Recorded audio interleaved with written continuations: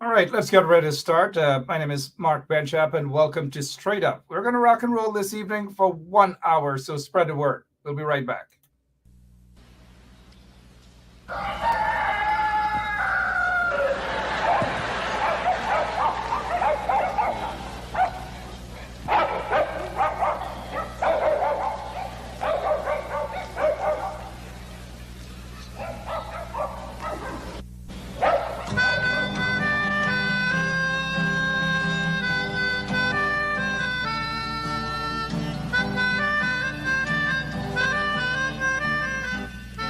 She put a pot on she hair and gone.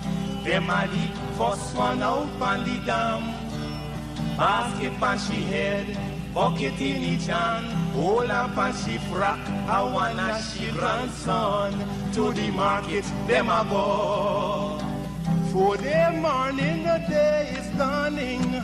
For cock-a-crow to give the villagers a warning. Rise and shine, the birds them a sing. All animal take turn as them join in the waking. Cock-a-crow, dagaba, donkey, bray, horse, and they even duck-a-qua. Cock-a-crow, dagaba, donkey, bray, horse, and they even duck-a-qua. Come and hear this sweet story that tell the people about life in the country. All day a back down, me now a come home. Inaga, jackass yard for fetch a load. Cockle shy hand, bag over shoulder, running by his side, a Rexy and Rover. From the farm, them a come. Sun a go down but up the river. Some washing clothes, some folks are bathing at the water. Fisherman, they catch them a bring. From a canoe boat, man, them start offloading. Aymara, Kwakwari, Gale Baka, Kuma Kuma, even Lokonani. Aymara, Kwakwari, Gale Baka, Kuma Kuma, even Bangameri. Listen to this sweet story that tell the people about life in the country. Them children glad when the weekend come. Out in the yard, them all gather round. Some a play catcher, some making house from straw. Two who come later, a grandma or grandpa. All a sit down just a wait. Moonlight so bright, it's just the right time to listen story or to say a little nursery rhyme. Grandpa voice a echo in the night as he tell you tales, some picnic are there with fright. Oh, Ligan, Mungeza, Massa Kurma, Bura, Nancy, even Watamuma. Oh, Ligan, Mungeza, Massa Kurma, Bura, Nancy, even Watamuma. Yeah, man, that's the true story that tell the people about life in the country, life in the country. Hello, this is attorney Shellen Washington, owner and founder of the Washington Law Firm located at 455 Utica Avenue in Brooklyn, New York. We're specialized in medical malpractice, personal injuries, matrimonial law, and landlord and tenant. If you're in need of legal representation, please give us a call today. The number to call is 718-877-3100. Consultation is free at no cost to you. So call us today to see if we can be of any assistance to your legal needs. Again, the phone number to call us is 718-877-3100.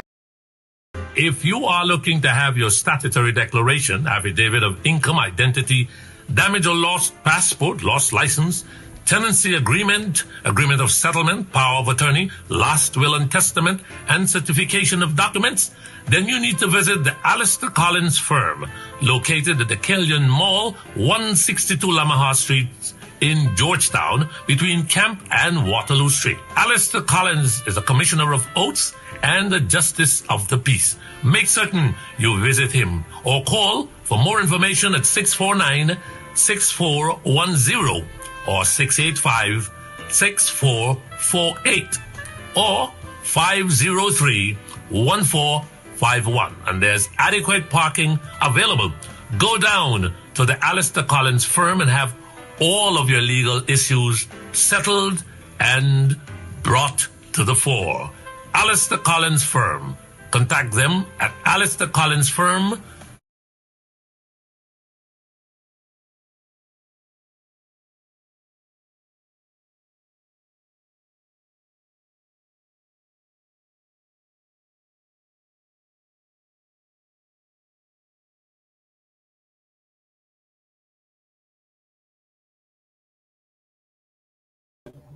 All right, hey, guess what? Not to worry. We are here. And for those of you who are listening to us via your radio, whether you're driving your vehicles in Georgetown or the outskirts of Georgetown, Agricola, good evening to all of you. The people on the East Coast as well, good evening to all of you, every single one of you. And those of you who are listening to us via social media, Facebook, or even our website, good evening to all. All right, so we're going to rock and roll this evening, share the link so that we can get started and discuss some of the things happening in Guyana. But you know, we oftentimes talk about the filthy, the dirty politics in Guyana, corruption with those politicians there, whether some of them are part of the private sector commission, some of them are in the police force, because, you know, we got some politicians in the police force as well, right? Good, lots of things. Look, last evening we were supposed to have the Congresswoman out there in Brooklyn, no stranger to you guys, Yvette Clarke. Yvette is going to be on. The Congresswoman is going to be on with us tomorrow evening. We will also have Thomas Anderson, that guy with lots of information from out in Washington, D.C., right? Well, Tom is going to be back tomorrow as well, but he will share the time with Congresswoman Yvette Clarke. They're not going to be on together. We want to deal with Thomas Anderson all by himself and the Congresswoman by herself as well. But tonight we have a young man. Yep, he is running for office somewhere out there in Brooklyn. He'll talk about that. His name is Eric Frankel. Eric Frankel is here with us. But before we get to Eric Frankel, some things I want to talk to you guys about. You know, I like to talk first, right? Good. So we will talk first before we get to our guest, Eric. Here's what's happening. This guy, Dunstan Barrow. Dunstan Barrow now, as you guys know, Parliament Committee picks Dunstan Barrow for Natural Resource Fund Board. Now, we all know that the Natural Resource Fund Board out in Guyana is controlled by those people who have rigged their way into office, and they're currently running the country, right, under questionable circumstances. Now, this guy has been around for donkey years, as we say in Guyana, simply means that he has been around for a long time. He has made his contributions. In fact, he was part of the PNC government. He ran some agency out there in Linden, Region 10, and then he was also a member of Parliament. And for 2 decades, he has gone quiet. I haven't heard much about this guy, but Dunstan Barrow, certainly haven't, until recently, when these folks in the installed government of Guyana decided to choose Dunstan Barrow, probably a good friend of the regime right now.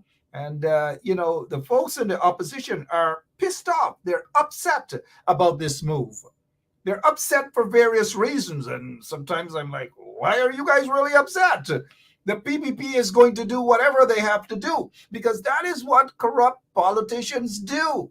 They don't care what you say. They don't care what you, the people, have to say. And if Dunstan Barrow, if Jack Dio, mind you, if Jack Dio says that Dunstan Barrow is his man, right? You know what I mean? Then Dunstan Barrow is his man. And you guys can talk from now until, as again we say in Guyana, until the cow comes home. Nobody's going to listen to you guys in the opposition. Now, I've noticed some opposition members are crying foul. But they're crying foul because they know this guy is going to be a lame duck.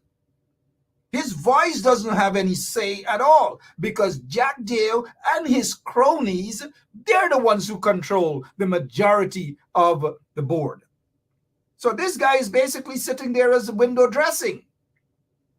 Now, I've noticed some members of the opposition, they're crying out that old man, and this guy is old, and this person is old, and whatever. Look, I don't come to me with this old thing, all right? Compton Holder, thank you so much. The former CEO of Lynn Mine. That's the Linden Mining Company out there in Linden, Region 10. All right, look, don't come to me with this old thing now, and young people should have been appointed, and young people this, and all these things. Now, don't let me start preaching this evening, right? Because if I start preaching, maybe I'll sound like the Reverend Al Sharpton, mind you, or Reverend Jesse Jackson. But that's not what I'm here for. I'm not here to preach. Maybe politics, yes. But don't bring this Jim Cockburn Ram Goat story about old people and over 70 and 75 or whatever. Because you guys, when the APNU, when they were in office, they weren't concerned about old people. There were old people in government. There were old people in parliament. There were old people too, right? There should be a mixture of everybody. The old people, the middle-aged people, and the young people like myself. Because you guys know I'm very young still, right? Good. So now all of a sudden it's about the age. But when the APNU were in office, guess who? They picked a guy who was like almost 80 years old. Maybe he was 80 years old. He's my cousin. I'm not gonna disown him. They picked him to be the chairman of the Guyana Elections Commission. Lots of old people were in the coalition. So look, let's be careful with this old people thing, right? And using that as an excuse as to why people cannot be appointed or nominated into position because they're old. Now, quickly, we have young people. Lots of young people that are part of the opposition or those as part of the installed regime. Now what happened now, you tell me? They got a lot of young people, young members of parliament for the opposition. Are they busy out there? Are they working as hard as they should be working? Or some of them are sitting down complaining who's old and old people is. Get off your butts and go and work, man. Go and work for the people. Go and represent the people. Stop the complaining, who old and old man and this and that. We all know that Dunstan Barrow is going to be a lame duck. And even if you guys in the opposition fight to put somebody in there, right? It's going to be a lame duck too. That's what it's going to be. You guys oppose it in parliament. Just stay away from it. Don't fight to appoint somebody and then try to justify it. I don't know, man. Sometimes I wonder. But this is not the night for me to keep wondering, right? I'm Christopher Ram. The opposition seem to love Christopher Ram now. They want him to be on boards. Interesting. Isn't it the same Christopher Ram? Look, good evening to all of you, man. Thank you for sharing the link. The same Christopher Ram, right? The same Christopher Ram that wasn't competent enough to be the chairman of the Guyana Elections Commission. Maybe they should have taken a chance with Christopher Ram instead of putting my good friend there, former Justice, retired Justice, right? Claudette Singh. Maybe they should have put Christopher Ram there. I don't know. Sometimes the politics in Guyana just confuse the hell out of me. I'll be honest with you guys. It just confuses the hell out of me. But before we get to our guest to talk about politics over in the United States of America, because this guy is running for office. He's going to talk about which office and his district. And if some of you are residing in his district, once you like what he has to say, get on out there and vote for him. But I want to touch on this quickly before I go, because it caught my attention. Listen to this piece here, and I'll give you guys my opinion. Now, and I'm being brutal here. Part of the PNC problem on elections and on race is they have never ever come to the point to accept that the PNC on its own have never win an elections in Guyana. Now, and that is important. If the PNC leaders had over the years come straight with the African community on this matter and don't hide, around rig elections and pretend that we had the numbers and all kinds of things, but face the reality. Look, The problem that we're losing elections is simply because we got the ethnic numbers in this ethnic equation. Look, here's what happened. I have a problem with that. Takuma Ogunsi and Dr. David Hines. I have a problem with what Takuma said there, right? Takuma was an investigator at SARA. Good evening, Takuma Ogunsi. But people seem to think that the PNC has never won any elections in Guyana. Let me remind Takuma Ogunsi, who's from the WPA, mind you, right? Let me remind Takuma Ogunsi that in 1992, when Jimmy Carter got to Guyana, former president of the United States of America, guess what? The elections in 1992 was questionable. Many people are still of the view that Desmond Hoyt won those elections. And then let's fast forward from 1992 to 1997. You understand what took place in 1997, right? There wasn't any coalition. The PNC was just the PNC. And many people are of the view that the PNC won those elections as well. In fact, 4 years after the elections was vitiated, Justice Claudette Singh said that that's it. And they had to call fresh elections in March of 2001. Right? They had to call fresh elections. Now, those are two elections I brought to your attention that, in my view, and lots of people may agree with me, that the PNC won those elections on its own. And there isn't. And now, if you want to talk about because of the ethnic makeup of the PNC that they cannot win an elections outright, maybe you have somewhat of a point, maybe, right? But I've given you two examples where the PNC won the elections. In 2006, the PPP stole a seat from Sam Hines. And the PPP is notorious when it comes to rigging elections. But people seem comfortable only talking about allegations of rigged elections by PNC. Well, look, I'm not a PNC. The PNC guys should be fighting their own goddamn battles. But they sit quietly and say nothing. But everybody suddenly become an expert. They're an expert on everything, on rigged elections, on who can win elections and who can win elections. I think they're just confusing the minds of the people out there. That's just my opinion. Again, good evening to Takuma Ogunsi. Now, my good friend, Dr. David Hines, a good guy, don't get me wrong, spoke about, and the impression that my friend, Dr. David Hines, would give is that the only party that believes in power sharing and that has an example of that is the WPA. That is not true. One of these days, I'll bring back Dr. David Hines, and I'll give him an example on the coalition between the PNC and the United Force, Burnham and Degar, the first coalition ever. It didn't last long. But the concept of power sharing, mind you, the concept of power sharing is not something that belongs to the WPA. I hope Dr. David Hines understands and know that. But then again, he's a friend of mine, so I've got to be careful. I want him to come back on this show. Let's get straight over to Brooklyn. I'm being a bit naughty this evening, right? But I'll get back to Takuma Ogunsi. And we can't accept that, what Takuma say, man. We've got to be careful, extremely careful. Let's get to Brooklyn now. Who do we have? Eric, how are you? Good evening. How you doing? So I'm better than I deserve. Oh, man. Glad that you're able to join us this evening.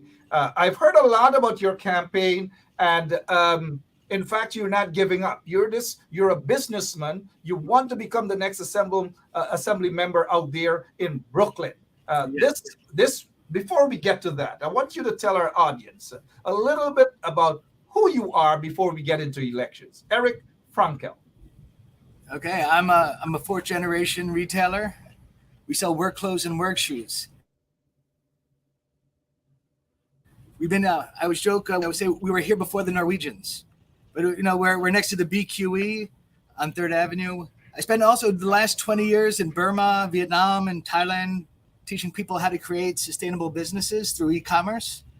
So how to sell on eBay, Amazon, Etsy, so that they could have cash flow and they could learn about digital photography and marketing and logistics. And I also work with some local schools here.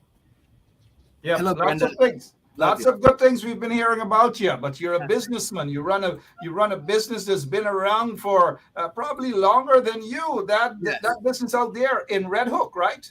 We're in Sunset Park, but Red Hook is in our district. It is in your district. Yeah. Tell us quickly about this business. I know it started with your grandparents, your father, everybody now, and now you're running it. Yeah, so we sell a lot of work clothes, and I was saying years ago our best-selling size shoes were 11 through 13, and now it's size 6 through 8.5 because of all of our customers from Guatemala, Puebla, Mexico.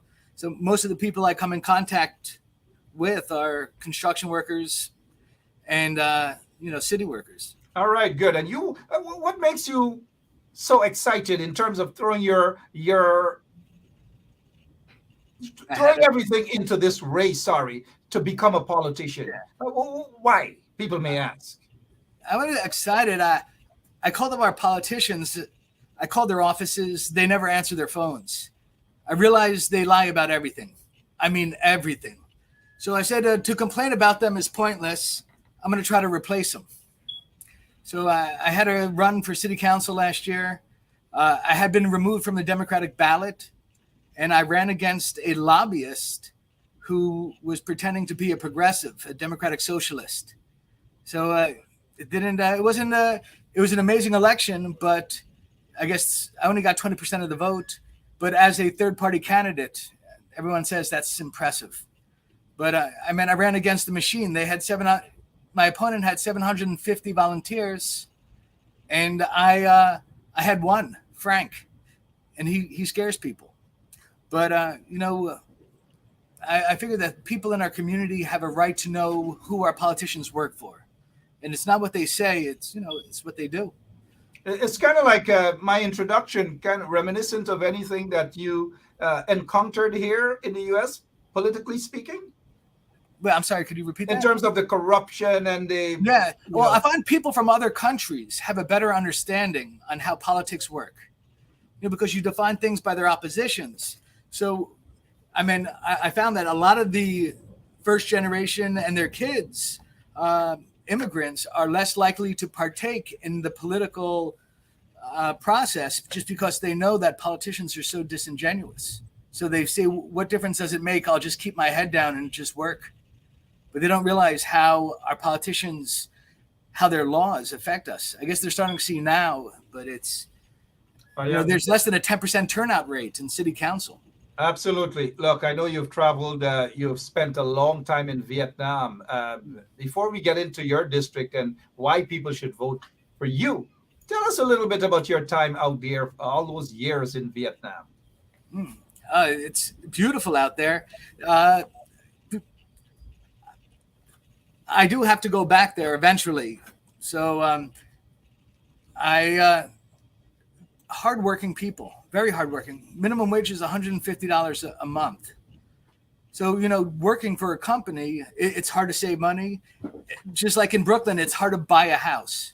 And I believe without home ownership, you have no equity. You hear equity, the word equity being thrown around by our politicians all the time, but it's hard to buy a house. It's hard to buy a house there, and it's hard to buy a house here. So what we do is we help people to design, manufacture, and distribute their products on e-commerce so that they could generate cash flow and start businesses. Because if you make a product, let's say in Vietnam or Burma or Guyana, and you don't have a way to market that product internationally, your business is like a carton of milk with an expiration date on it. So the goal is to help people grow their businesses so that they could become independent, financially independent, and sustain themselves and their families. All right, absolutely good going. And I'm sure that your stay out there in Vietnam was well worth it, right? Let's touch on this here. And I said this here because the campaign has started, elections coming up probably in June, I believe. Yes. Yeah. What position, assemblyman, you're running for? Why should people vote for you? People in your district. We'll talk a little bit about your district shortly. But why should people vote for Eric Frankel? Yeah, because I'm not bought by lobbyists. I don't work for developers. I work for the community. I know the community. I just, like I said, the people, they work too hard to have their tax dollars stolen. It seems like most of the tax dollars go to getting the politicians reelected. Now we have these community activists who are really just paid activists because they get funded by our politicians. So our goal is to increase home ownership because, like I said, without home ownership, you have no equity. So we want to create homeowners, not homeless. And now you see there's a huge homeless problem in New York. And Yogi Berra, I don't know if you follow baseball, but he said the only thing that stops good pitching is good hitting. And the only thing that stops homelessness is homeownership. So instead of giving money to these nonprofit organizations, which really are not designed to lift people out of poverty. So I want to take the industrial area of Sunset Park and use it to build co-ops and condos for first-time homeowners. I also want to push for term limits. We need term limits. You know, the fact that we have so many career politicians who are so entrenched and they're difficult to beat just because they're so corrupt. So I'm the first term limits. It's so important. And transparency. They stopped a rezoning of Industry City. What really got me was Industry City wanted to expand. And our politician said, we're standing up to gentrification. We will not let wealthy developers come in and move. But most people didn't realize that message was paid by a Norwegian oil company. And if you look at the board of this Norwegian oil company, Equinor, formerly known as Stat Oil, they look like the original cast of Star Wars, but without Lando. Lando's the person of color. But what we want is just affordable homes, and not affordable homes means home ownership.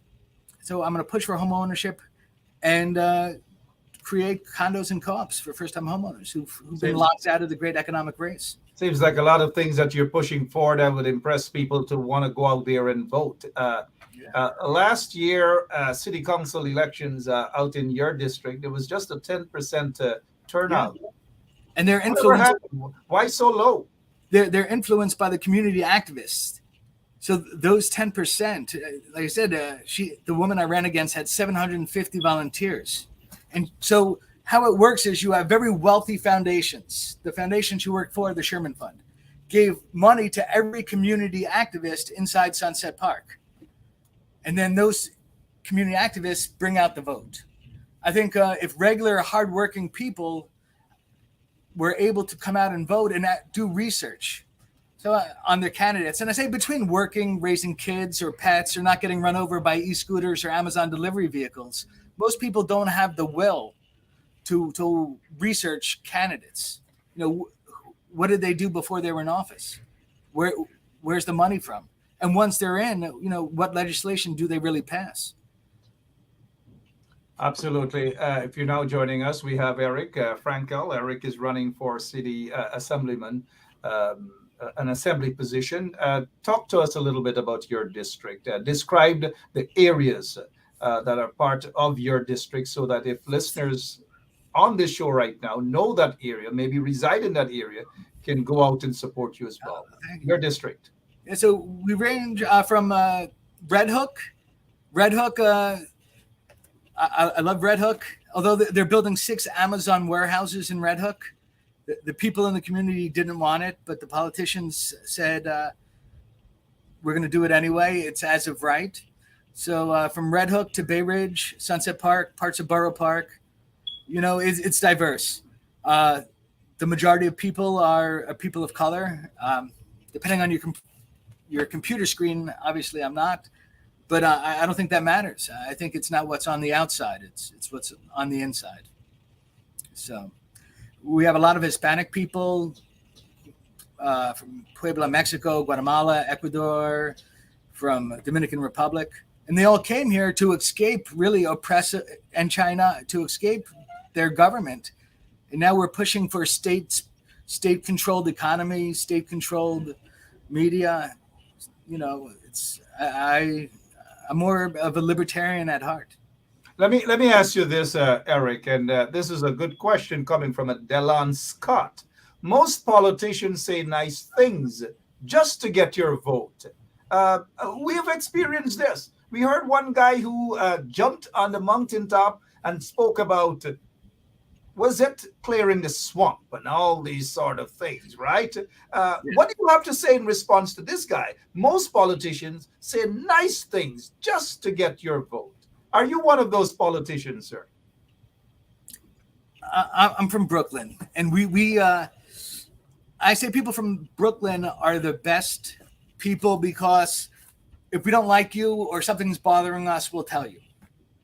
So when people come in with fluff, I don't believe them. I'm not saying that nothing sweet is sincere, but listen, I'm a single father. I'm a small business owner, and I have two aging parents who are difficult. So for me to do this, something's wrong. I'm not a career politician. I'm not a paid community activist. I'm just somebody who wants to fight for the truth. And right now, we need it. We need it more than we ever did. I mean, the last few years, it's amazing how divided our communities have become.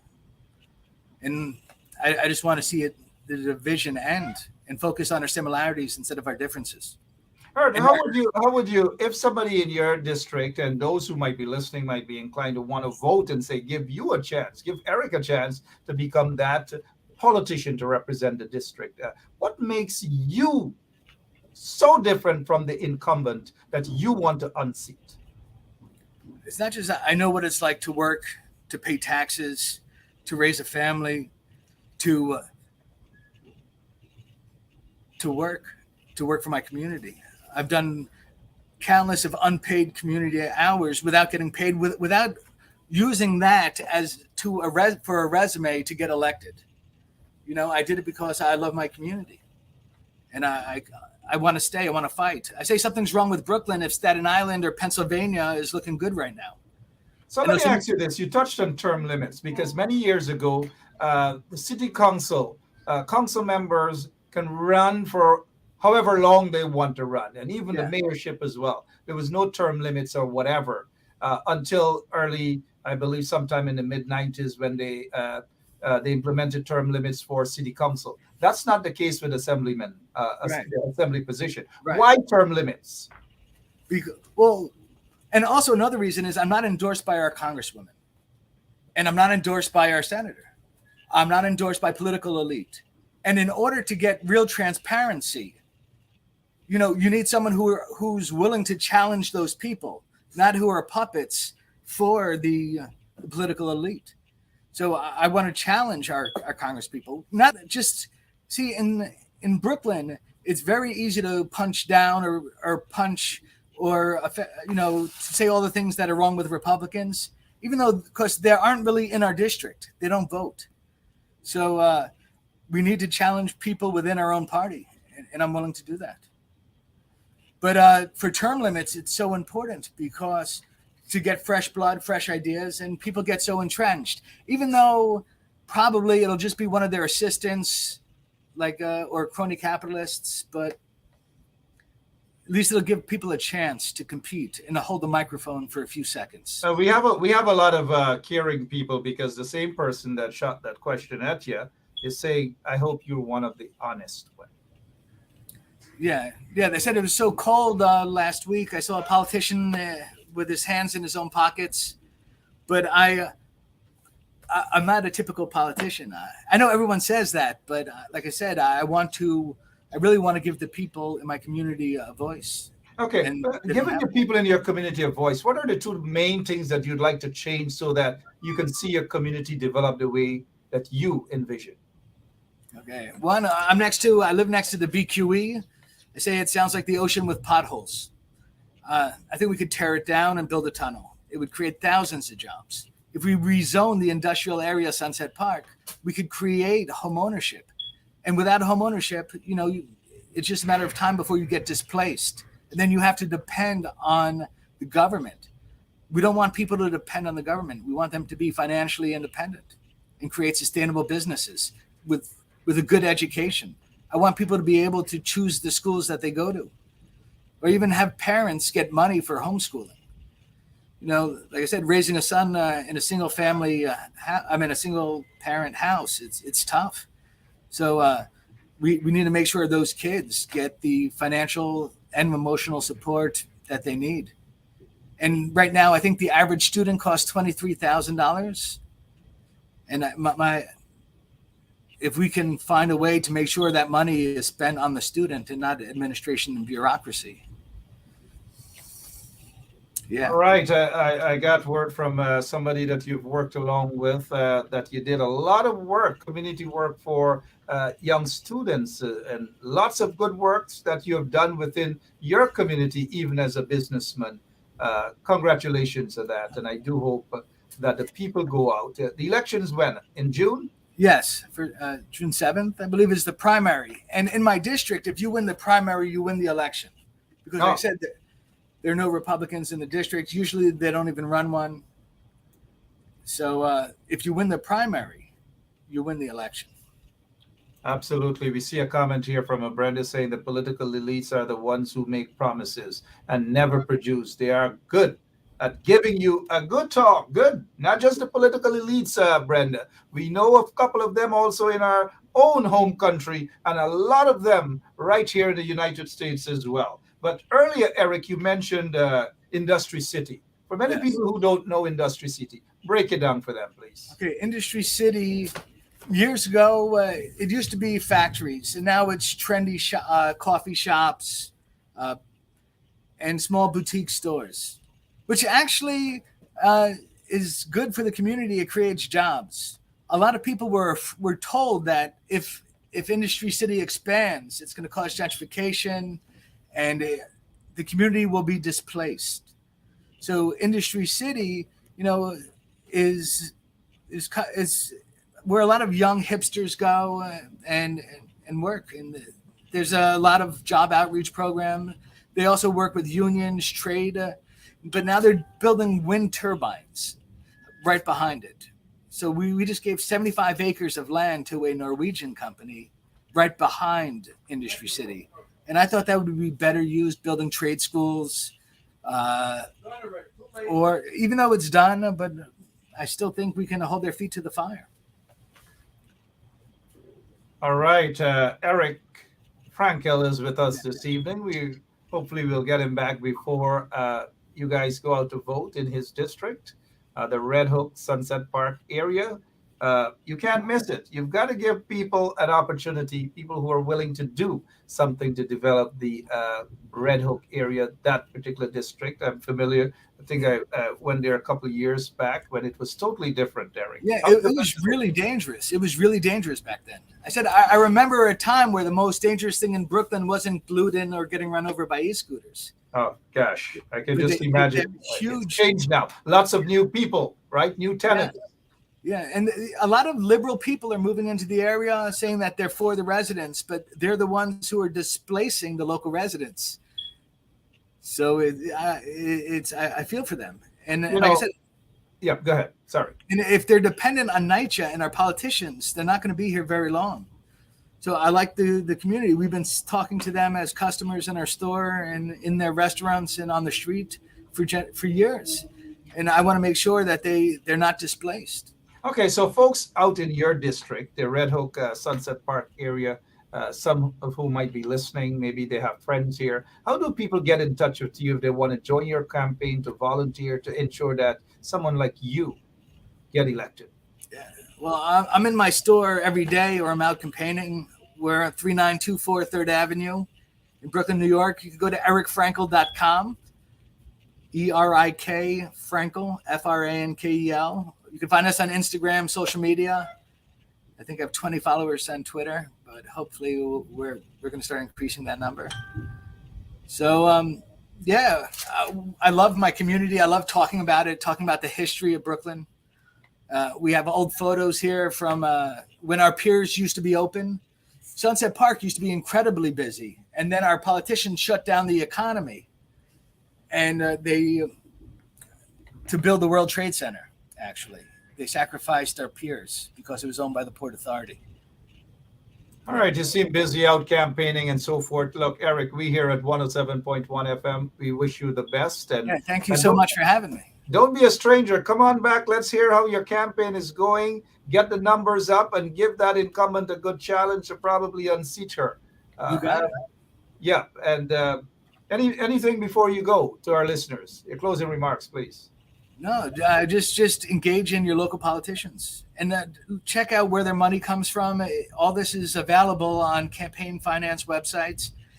I know, like I said, life has a way of getting in the way with a lot of our life choices. And as far as taking the time to research your politicians, it's very important because they have so much influence over our lives. Lots of politicians, we allow them to get influence, to have influence over our lives without putting them and keeping them in check.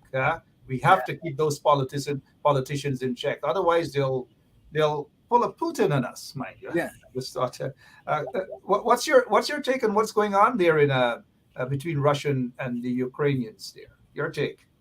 I had family from Ukraine years ago, but like I said, to be honest, living in Brooklyn, I'm trying not to get parking tickets, paying fines, running a campaign, dealing with local issues. So I really, my heart goes out to the Russians and the Ukrainians, both, who are subjected to this. And I want to see peace in other countries and in my community. But I'm more focused on local issues right now, on, how do we improve, keep our neighborhood safe and clean, and make sure our community has a voice. Absolutely. I know that sounds like a very politician by not taking a side, but like I said, that's okay. Our heart goes out to the innocent people who are being slaughtered. Yeah. Innocent folks who are being slaughtered. Yes. Many of whom are right there in Ukraine. We've got to pray for them as well, and not tolerate any form of brutal dictators.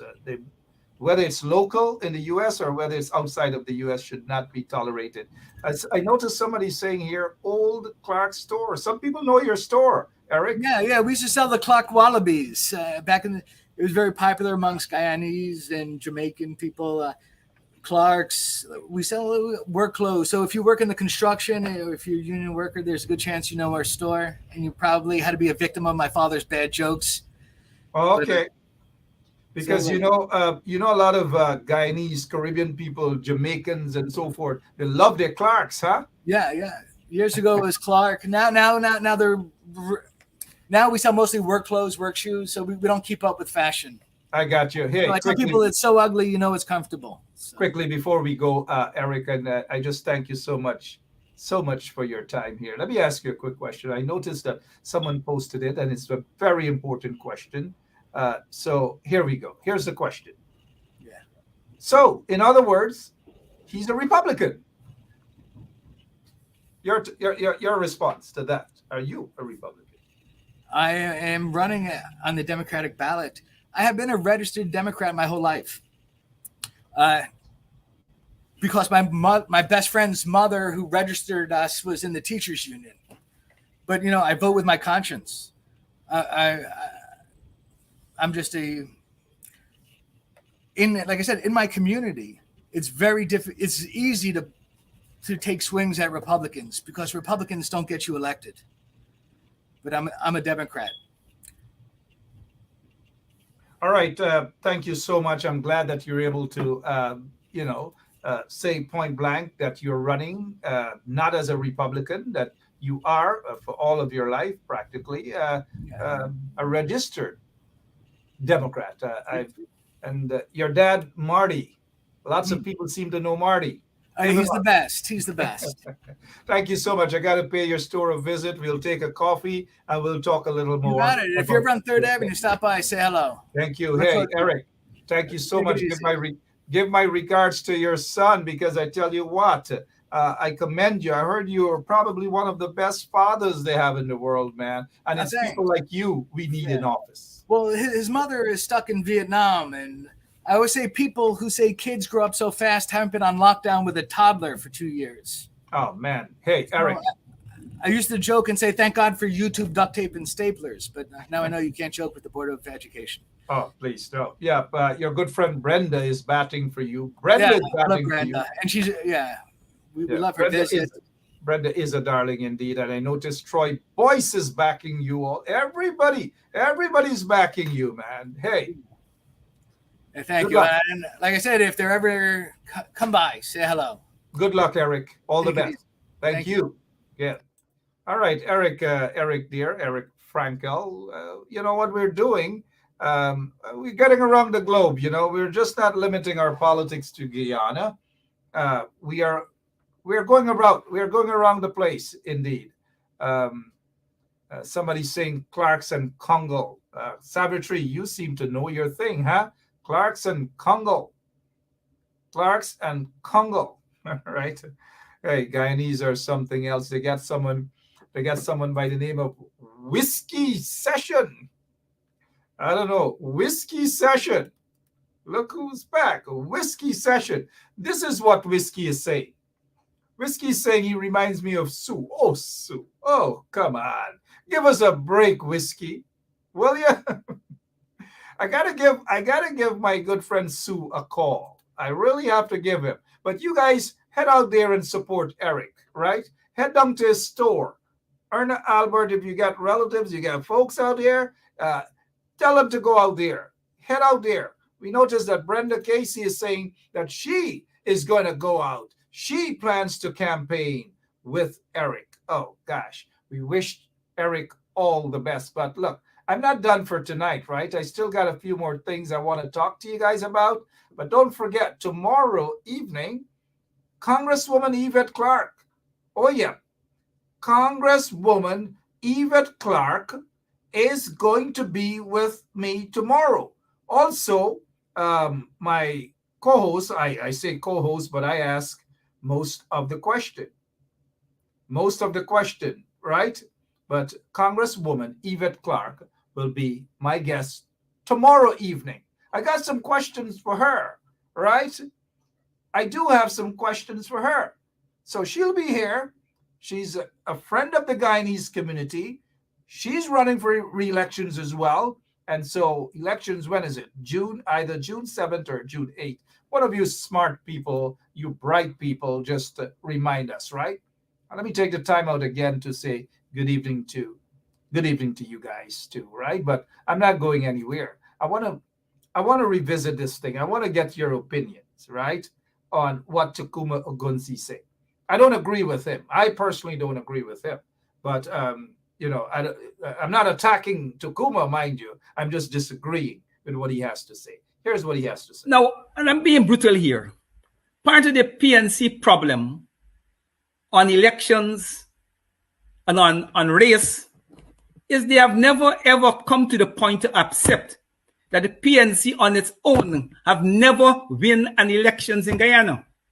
Now, and that is important. If the PNC leaders had over the years come straight with the African community on this matter and don't hide, around rig elections and pretend that we had the numbers and all kinds of things, but face the reality. Look, the problem that we're losing elections is simply because we got the ethnic numbers in this ethnic equation.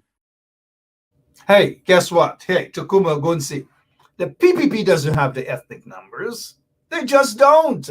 Why do you think they're always rigging elections? Why do you think the elections 2020 went the way?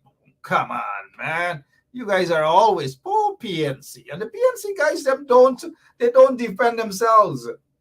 They just don't. They sit in a corner and fight amongst each other, but they don't ever defend themselves. I don't know why they don't do that, right? I just don't know why they don't do that at all. But lots of things were said. It doesn't mean that Takuma Ogunsi is an expert on what he just said there, because I give you guys the 1992 elections. People are of the view that it's questionable. I give you guys an example of the 1997 elections, and look at what happened the 1997 elections vitiated. Right? It simply means that there's a high possibility that the PNC won the 1997 elections, right? Takuma Ogunsi. And then in 2001, thousands of people, all those people were out there, right? All because a lot of you weren't focusing on the corruption inside of GCOM, right? When they were stealing your votes. They were stealing your votes, people. They were doing that while a lot of you were sleeping. A lot of the politicians were sleeping. GCOM was stealing your votes. 2001, I bet my last dollar, well, sorry about that, but I bet my last dollar that the PNC won the elections in 2001 as well, right? In 2006, don't forget, the PPP stole a seat from the AFC in Region 10. And Sam Hines was actually squatting in that seat for 5 years. So the PPP more has a history of rigged elections, rigging elections. Right, Mr. Ogunsi? So y'all got to stop painting as though the PNC is the only party that rigged elections and all sort of Jim Cock bring ram goat story.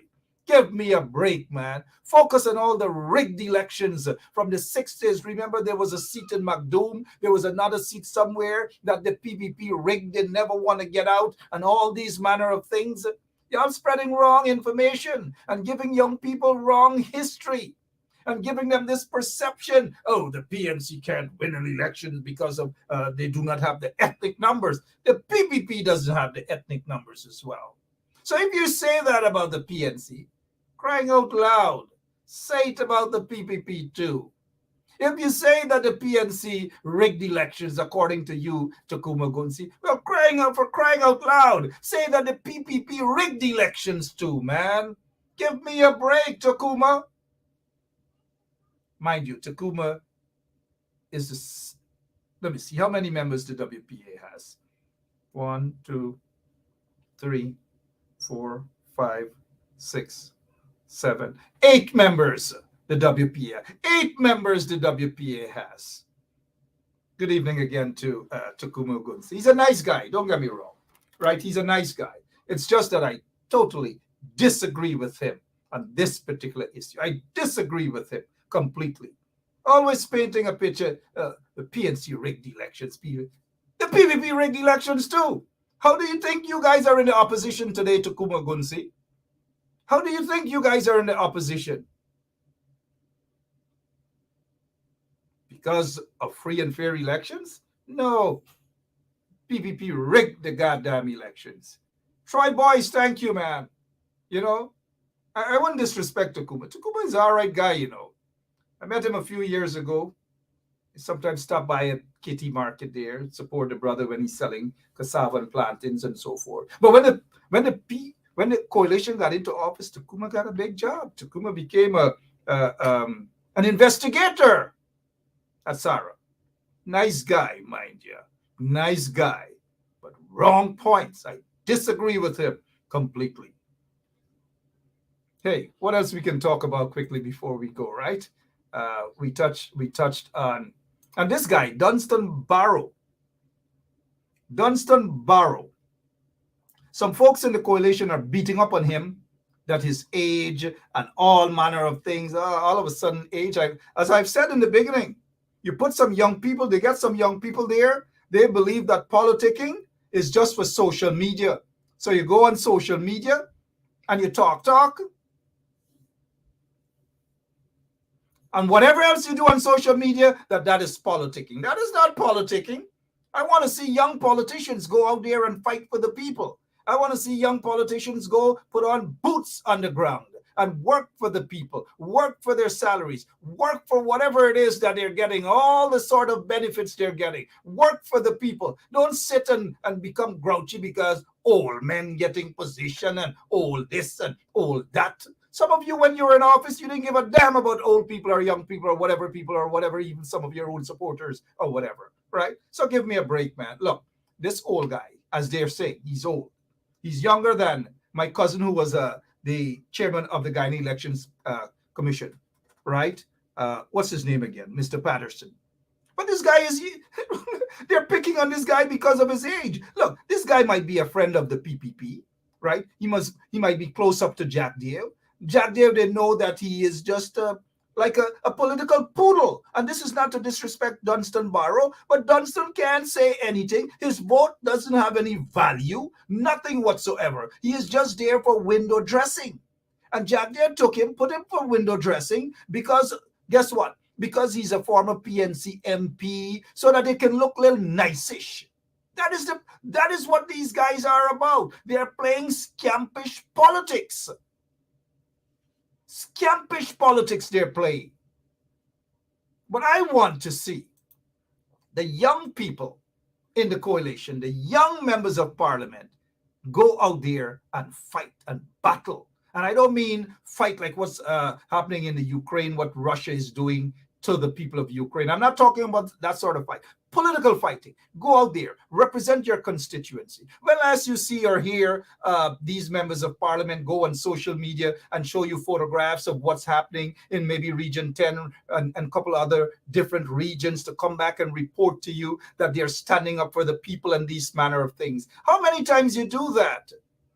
Look, this political battle is not going to be won just on social media. It's good to come on social media and put on a nice little shirt and tie or makeup and nice hair up and these sort of things and talk. But there's a difference. There's a difference when you go on the ground to meet and ground with the people. If you don't do that, it's a waste of time when you come on social media and blah, blah, blah, blah, blah, blah, blah, blah, blah all the time. Look, I got to go, man. I thank you all so much. God bless you. I'm not rushing off, but I know Lemon said that we had a slight technical problem in the beginning. I hope that that has been rectified for tomorrow when my guest will be the Honorable Congresswoman, Yvette Clarke. She's going to be with us tomorrow. Eric Frankel, thank you so much, man. And I wish you all the best in your elections. We will invite Eric back again. But for now, I've got to go. I really got to go. I got to rush out of here, right? I'm tired of this old man, old lady thing in the politics. Young people, get up and get. Some of you are worse than the old people. I'm out of here, man. So long. Mwah.